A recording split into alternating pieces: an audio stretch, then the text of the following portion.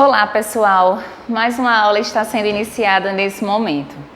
Hoje nós vamos conversar um pouquinho sobre o capítulo 7 e também eu vou retomar o conteúdo gramatical, verbos regulares e irregulares, que eu deixei para que a gente pudesse ver juntamente com o assunto gramatical do capítulo 7, ok? Mas vamos aguardar um pouquinho para a gente dar início ao nosso capítulo.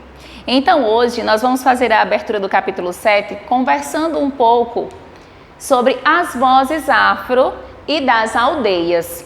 Conversando sobre esse tema, a gente volta um pouquinho no passado, né? Pensar um pouco sobre as pessoas que moravam aqui antes do Brasil ser de fato colonizado, né? Da entrada dos europeus, dos portugueses aqui no nosso país.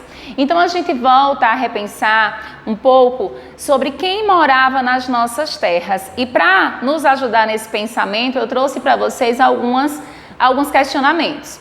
Você já deve saber que o português falado no Brasil é originado do português de Portugal. Como nós estamos falando em linguagens, em língua portuguesa, a gente vai voltar o nosso estudo para o idioma falado.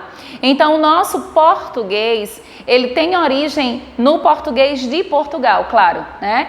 Porém, há no nosso português uma mistura de falas. Nós pegamos algumas falas, algumas figuras de linguagem, algumas palavras que são conhecidas em outras falas de outros povos, com a colonização brasileira. Mas você sabia que além da origem europeia, o português brasileiro também é fruto da mistura com outras línguas? E aí é onde a gente volta a falar que lá no início, em 1500, quando os portugueses chegaram aqui, eles já encontraram alguns povos, não é? Os indígenas. E aí houve toda aquela mistura de populações e deu-se então toda a origem do nosso português. Logo, a gente tem como base o português de Portugal, porém também temos algumas línguas faladas, algumas palavras que vêm de uma outra origem africana, origem indígena e assim por diante. Isso é resultado, não é, de toda aquela mistura de raças que aconteceu lá nos nossos antepassados, 1500, 1600, com a chegada dos africanos e assim por diante. Origem indígena ou africana? O que é que nós temos hoje no nosso dia a dia que nos lembra os índios ou que nos lembram os escravos, os africanos, a sua chegada aqui no Brasil? Por quê? Porque o português de Portugal, ele não tem a mesma origem que o português brasileiro, que nós falamos aqui no nosso país.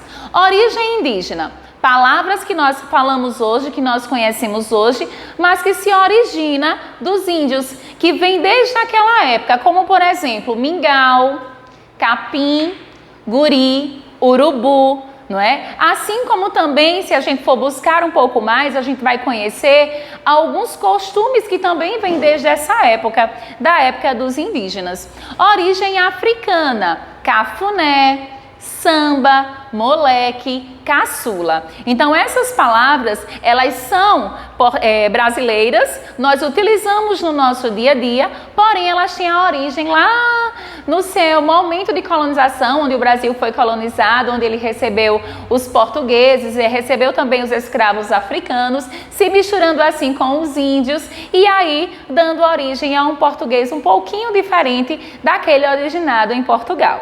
Até aí tudo bem? Então a gente viu que quais são os hábitos que a gente traz lá das aldeias, não é? E os costumes afros que a gente tem hoje. Então, na língua portuguesa, a gente tem algumas palavras que são de origem indígena e de origem africana, ok? Continuando, a gente vai falar um pouquinho sobre os verbos. Mas antes disso, eu quero ler para vocês o poema, para que a gente busque um pouco essa conversa um pouco mais voltada para os nossos antepassados. Nós vamos ler um pouquinho aqui o Consciência Negra, que está na página 30 do livro-texto de vocês. Esse poema, ele é de Ana Fátima dos Santos, e eu quero que vocês prestem muita atenção. Minha consciência negra é a expansão da arte, feita por aqueles que sentem a ancestralidade africana em seu âmago todos os dias, herdada em milênios. Minha consciência negra atravessa os horizontes, ultrapassa as estatísticas, vira o jogo, promovendo reparações e assumindo o que lhe é por direito. Minha consciência negra não depende do seu olhar. Ela advém de referências outras, Aqualtune, Dandara, Elisa, Lélia, Beatriz, Carolina, Conceição, Hildália, Vilma, para dentro de mim e no abraço com as irmãs nessa luta milenar. Eu trouxe esse poema para que a gente pudesse refletir um pouquinho sobre os costumes afros que a gente tem aqui no nosso país. Veja que esse poema, a gente vai falar sobre esse gênero textual mais adiante, poema, e ele lembra algumas mulheres de grande importância na nossa cultura, tá? Então ele fala muito com relação aos nossos antepassados, a figura feminina, não é? A mulher negra e a sua grande importância e a sua grande força que hoje em dia nós temos. Então traz um pouco também a referência do negro no nosso país. Então é um momento de reflexão, né? No livro de vocês têm na página 30, 31 e 32, falando um pouco sobre cada uma dessas mulheres e sua importância no nosso país. Eu quero que vocês leiam tudo isso com atenção e busquem entender um pouco, que aí está falando um pouco mais sobre essa figura africana, tá? No nosso país. Ok, gente? Vamos entrar então no nosso assunto gramatical. No capítulo 6, antes de iniciarmos o capítulo 7, eu disse para vocês que hoje, nessa aula de agora, nós iríamos voltar um pouco para o assunto do capítulo 6 e falar sobre os verbos regulares e os verbos irregulares. Então, antes de iniciar os modos verbais, que é conteúdo do capítulo 7, eu vou relembrar com vocês sobre os verbos estudados no capítulo 6, para dar continuidade, já que o nosso conteúdo é uma progressão, um depende do outro, ok? Então vamos relembrar. Nós vimos que verbos, né, são aquelas palavras que indicam ação, estado e fenômeno da natureza. Nós também vimos que os verbos, eles são conjugados, isso na aula anterior. Esses verbos conjugados, eles não estão numa forma nominal, tá? Eles adquiriram agora a forma conjugada. Eles podem exprimir uma ideia de presente, passado ou futuro. E eles são conjugados mediante o uso dos pronomes pessoais do caso reto. Então, eu utilizo o verbo no pronome eu, tu e ele ou ela, tá? Primeira, segunda e terceira pessoa do singular. Nós, vós, eles ou elas. Primeira, segunda e terceira pessoa do plural. Até aí tudo bem. Vendo que esses verbos, eles estão sendo conjugados nos pronomes, nesse momento ele não está em sua forma nominal. Mas vimos também que esses pronomes também possuem formas nominais, como particípio, como gerúndio e como infinitivo. Quando o meu verbo ele não está conjugado, ele está em uma forma de infinitivo. E aí ele termina em ar, ou ir, podendo também terminar em or, como por, propor, supor, certo?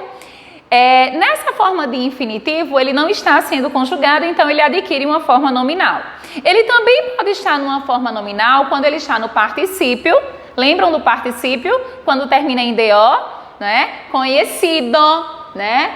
E também pode estar no gerúndio, quando termina em NDO, tá? Amando, respeitando. Então, são formas nominais.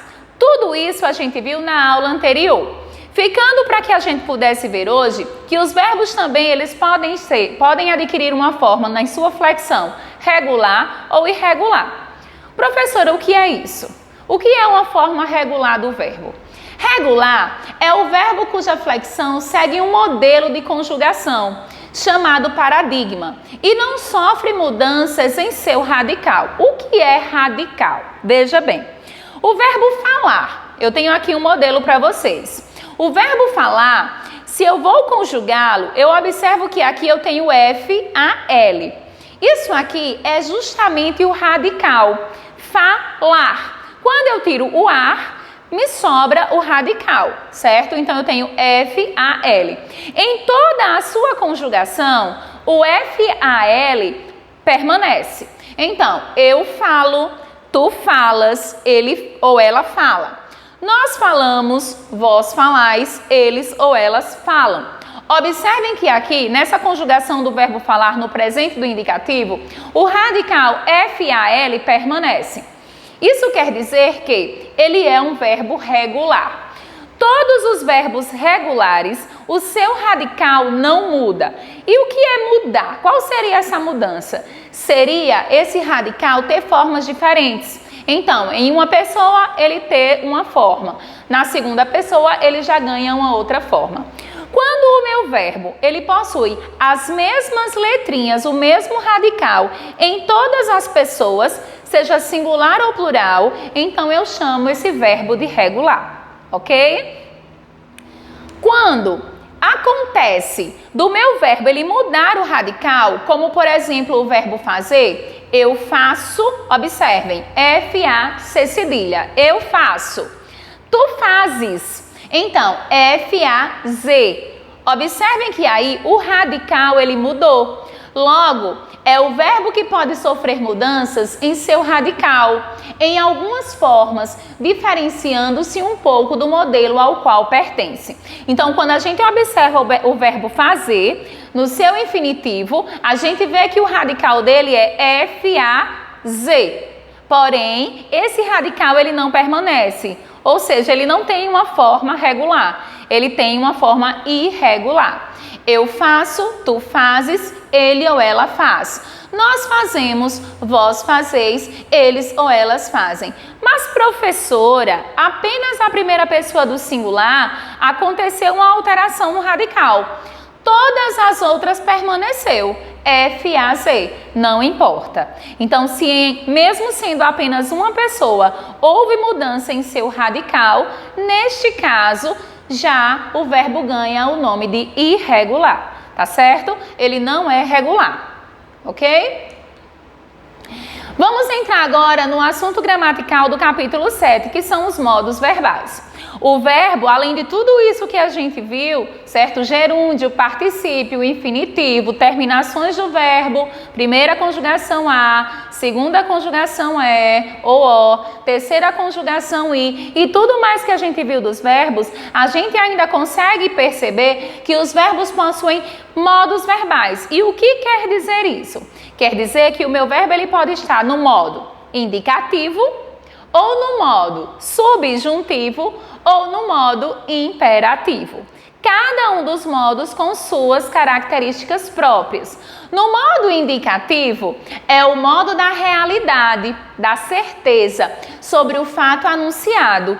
Indica que algo aconteceu, acontece ou acontecerá. Logo, eu volto para presente, passado e futuro, mas ele impõe uma certeza, tá? Então, nesse modo, o modo indicativo, eu sempre vou perceber uma certeza na fala, como, por exemplo, eu falo. Se eu conjugo o verbo falar em primeira pessoa, tá, do presente, eu falo, eu estou dizendo com convicção que eu falo. É diferente, por exemplo, dos outros modos. Esse capítulo nós vamos ver a fundo o modo indicativo, mas eu vou falar em que consiste o subjuntivo e o imperativo, voltando com eles nos próximos capítulos. O modo subjuntivo é o modo da possibilidade, hipótese, da subjetividade, indica incerteza ou dúvida em relação ao fato anunciado. Então, ao contrário do modo indicativo. No indicativo eu tenho a certeza, no subjuntivo eu tenho a dúvida, a incerteza, algo que pode ou não acontecer. Já no modo imperativo, é o modo da ordem. Impõe o processo verbal ao ouvinte, convidando-o a tomar uma atitude, expressa ordem, pedido, conselho ou orientação. Então, por exemplo, se eu digo assim, vá tomar banho, não é? Então, esse vá, ele está indicando o quê? Uma ordem, eu estou mandando alguém fazer algo, tá? Então, é uma característica do modo imperativo. Porém, hoje nós vamos ver um pouco mais a fundo o modo indicativo. Tempos do modo indicativo. Além do modo indicativo, ainda temos tempos desse modo, que são eles presente e futuro, futuro do pretérito, futuro do presente e assim por diante. No presente, quando é que o meu modo indicativo, eu tenho uma fala no presente? Quando o estado é momentâneo, ou uma ação praticada no mesmo momento que se fala, tá? Então, por exemplo, quando eu estou falando algo nesse momento, certo? Então eu falo, estudo português, estou estudando português, ou estudo português, né? Falo com você. Então eu estou colocando práticas de ações presentes, algo que está acontecendo nesse momento. No futuro, sugere que a ação será praticada em um momento posterior ao momento da fala. E ele também é dividido em futuro do presente ou futuro do pretérito, em 2 momentos, tá? No futuro do presente, ele indica a ação que irá realizar-se após o momento atual. As mulheres vestirão sares vermelhos. Então, ainda vai acontecer. É algo que não aconteceu nesse momento, tá? Se eu trago essa fala para o presente, elas vestem nesse momento, tá? As mulheres vestem sares vermelhos. Então, neste caso, eu traria para o presente. As mulheres vestem, eu visto, tu vestes, ele veste, né? Nós vestimos. As mulheres vestem. Já no futuro do presente, vestirão, tá? Algo que ainda vai acontecer. E no futuro do pretérito, indica uma ação futura em relação ao momento passado. Ou seja, se eu tivesse chegado cedo, veria as mulheres com flores na cabeça. Ela só veria se ela tivesse chegado cedo. É algo que ela não viu, não aconteceu. Então, é algo que ainda iria acontecer mediante uma ação passada.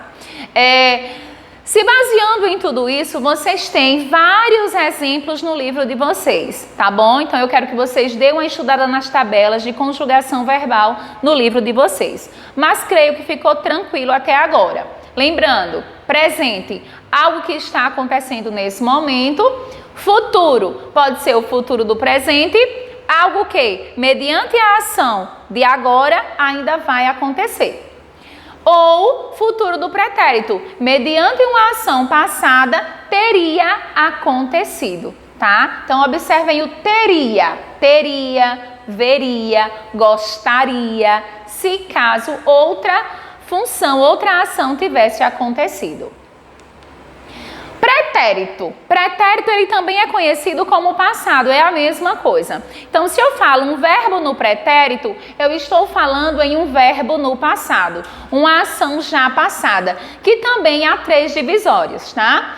O pretérito, ele também é conhecido como passado e expressa uma ação anterior ao modo da fala. Pretérito perfeito indica uma ação completamente realizada. Exemplo: ela viajou entre poços cavados na terra seca. Ela viajou. Ela já viajou. Algo que já aconteceu, certo?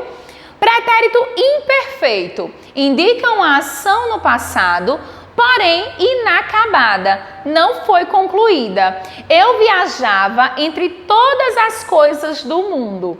Observem que é diferente. Viajou, viajava. Observem sempre essas terminações e lembrando, no livro tem várias tabelinhas lembrando a vocês essas conjugações.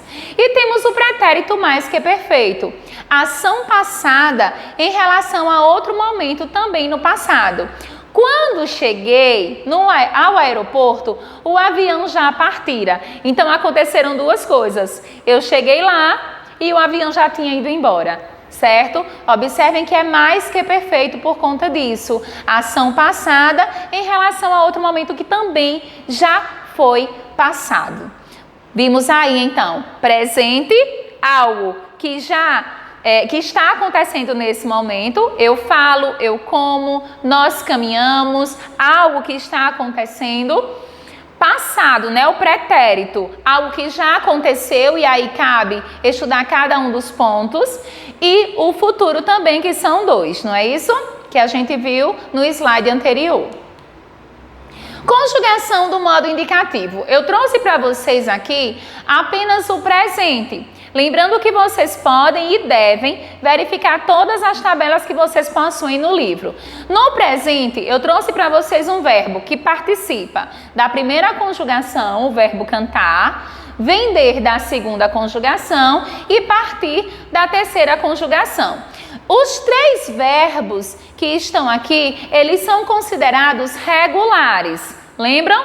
Verbos regulares porque possuem o mesmo radical, independente do modo do tempo que ele se encontra.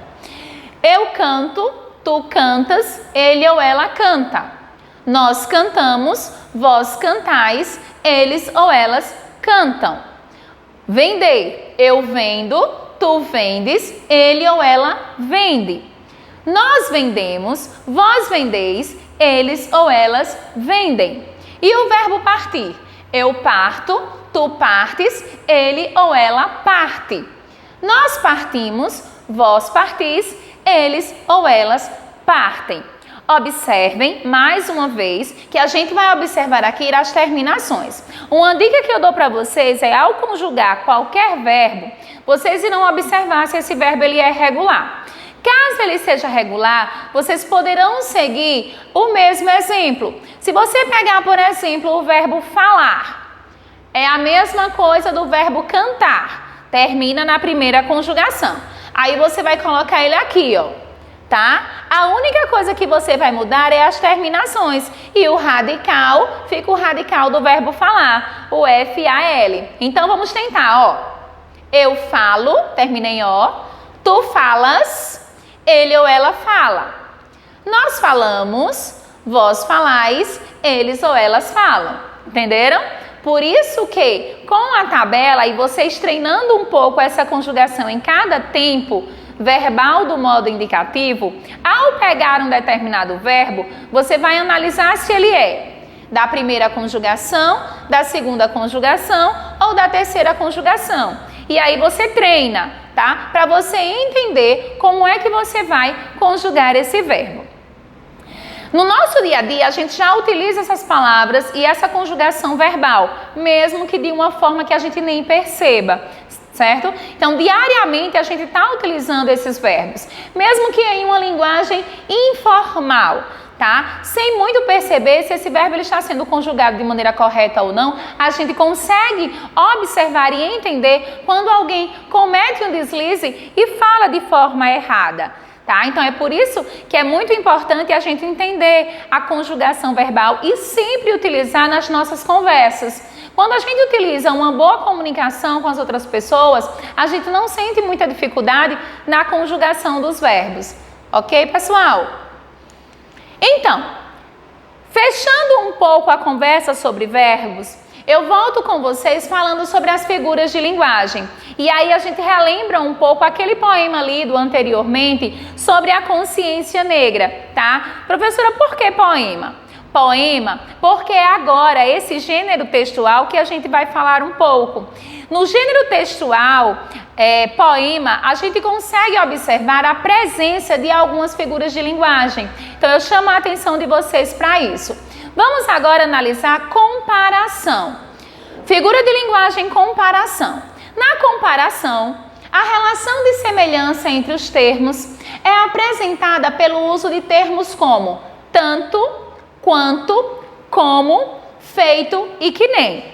E essa figura de linguagem ela é muito utilizada também em poemas. Tá? É um gênero textual que utiliza-se muito dessas figuras. Mariana é inteligente como uma cientista. Observe que ela compara Mariana com uma cientista, por isso chamado de comparação, tá? Já a metonímia, que também é uma figura de linguagem, permite substituir um elemento por outro em função de uma relação de proximidade e parte de um elemento que representa todo um conjunto. Por exemplo, os olhos de Rafael são rios profundos. Veja, houve uma comparação, tá? E ele se aprofundou bastante. A aproximação dela foi se aprofundando, né? Comparando os olhos com rios profundos. Então foi aí utilizada a metonímia, tá? Quando ele fala parte de um elemento que representa todo um conjunto, esses rios profundos, ele aprofundou essa fala, ele enfatizou os olhos de Rafael.